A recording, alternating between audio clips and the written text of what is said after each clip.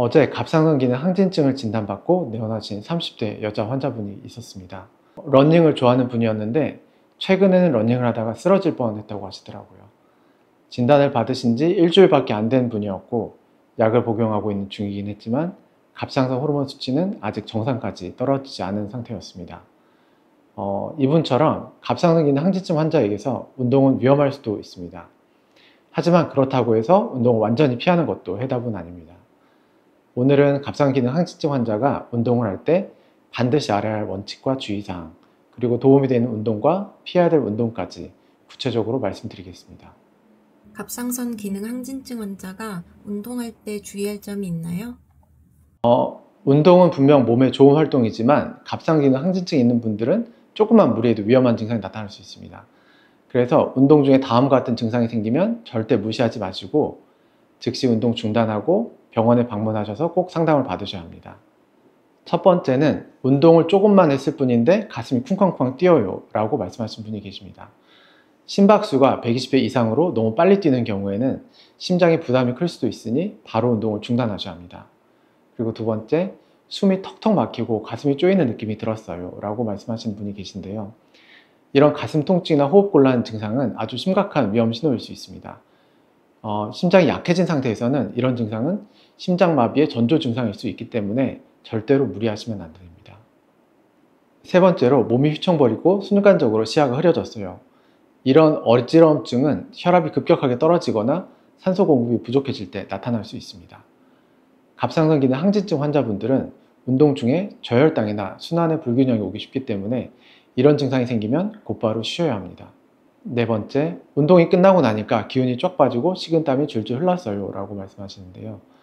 이렇게 과도하게 땀이 나고 탈진되는 것도 중요한 경고 신호입니다.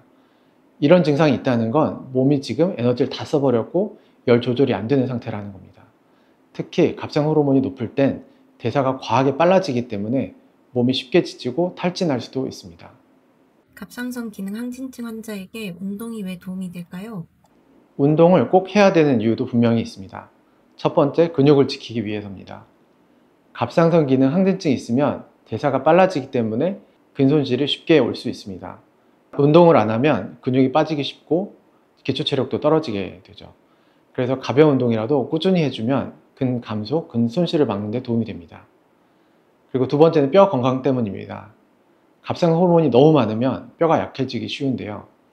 걷기나 가벼운 스쿼트 같은 체중을 실어주는 운동은 골밀도 유지에 도움이 됩니다. 세 번째로, 스트레스 조절에도 좋습니다.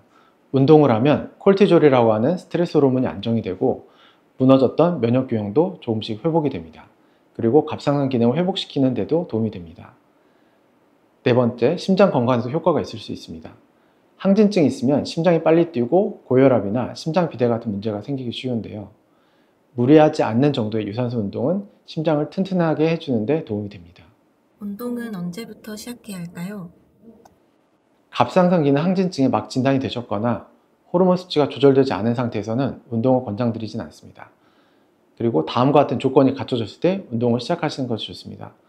첫 번째로, 안정시 심박수가 정상 범위, 대체로 60에서 100회 정도로 돌아왔을 때 그때부터 운동을 시작하시는 것이 좋습니다. 그리고 과도하게 땀이 나거나 손떨림이 심하고 체중이 급감하는 등 갑상선 기능 항진증의 증상이 있을 때 그때는 하시면 안 되고요. 그런 증상이 완화됐을 때 운동을 시작하시면 됩니다. 그리고 중요한 것은 갑상선 호르몬이 정상 레벨로 떨어졌을 때 시작을 하시는 것이 좋습니다. 그리고 이 모든 경우에 주치의와 만나서 운동 가능 여부를 상의하고 시작을 하시는 것이 좋습니다. 처음에는 10분에서 15분 정도의 걷기 같은 가벼운 운동으로 시작하시고 이후에 체력에 따라 천천히 운동 강도와 시간을 늘려주시면 됩니다. 어떤 운동이 좋을까요? 추천드린 운동은 고강도가 아니라 저에서 중강도 운동입니다. 예를 들면 20-30분 정도의 숨이 차지 않을 정도의 걷기, 그리고 요가나 필라테스 같은 호흡의 안정과 자율신경 균형에 도움을 주는 운동입니다. 그리고 수영도 체온을 지나치게 올리지 않고 심장에 부담이 적은 운동입니다. 그리고 주의해야 할 고강도 운동에는 격렬한 러닝, 그리고 무거운 중량을 드는 웨이트 트레이닝입니다. 그리고 크로스핏 같은 고강도 인터벌 운동도 피하셔야 합니다. 이런 운동은 심장에 과부하를 줄 수 있고 증상을 악화시키거나 탈진을 유발할 수 있습니다. 오늘 이야기 정리해 보겠습니다. 갑상선 기능 항진증이 있다고 운동을 못하는 건 아닙니다. 단지 무리하지 않고 내 몸 상태를 잘 살펴보면서 저강도 운동부터 천천히 시작하는 것이 핵심입니다. 그리고 꾸준한 운동은 면역 조절과 대사 안정에 정말 큰 도움이 됩니다. 그래서 갑상선 기능 항진증을 호전시키는 데도 도움이 됩니다. 오늘 영상이 도움이 되셨다면 좋아요와 구독, 알림 설정 부탁드리고요. 그리고 궁금한 점 있으시면 댓글로 남겨주세요.